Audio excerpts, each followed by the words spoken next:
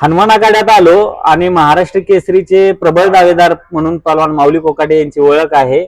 सध्या कुस्त्या चांगल्या चालू आहेत आणि सांगायचं गेलं तर इंदापूर तालुक्यामध्ये त्यांचं सराटी गाव आणि पहलवानाचं गाव, त्या गावामध्ये बरेचसे पहलवान आहेत, चांगलं नाव आहे त्या गावचं. तर पहलवान महाराष्ट्र केसरी आलेली आता थोड्या दिवसावर आहे, तर एकंदरीत तयारी कशी चालू आहे? तयारी खूप छान चालू आहे, मस्त.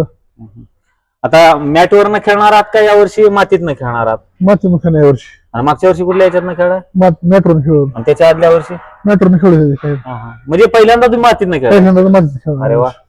तर मैदानी तर मातीतल्या कुस्त्या यांच्या बऱ्याचशा बघितल्या, पण हा पहलवान आहे ना दोन्हीकडे चालणार आहे, मॅट असो का माती असो दोन्हीकडे चालणार आहेत.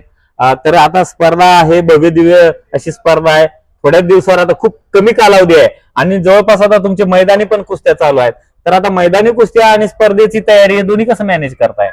कुस्त्यात गेलं की म्हणजे जे मैदानात होते ती लढत होऊन जाते, मेहनत होती, दोन्ही मॅनेज तीच प्रॅक्टिस म्हणायची आपली. म्हणायची.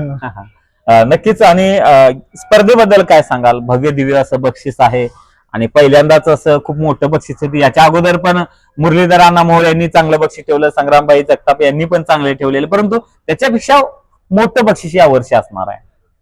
रामकृष्ण अण्णा साधू पाटील यांनी मस्त नियोजन केलेलं आहे आणि भूतुना भविष्याचं बक्षीस ठेवलेलं आहे. त्यांचं आम्ही पहलवान मंडळाकडून आभार मानतो.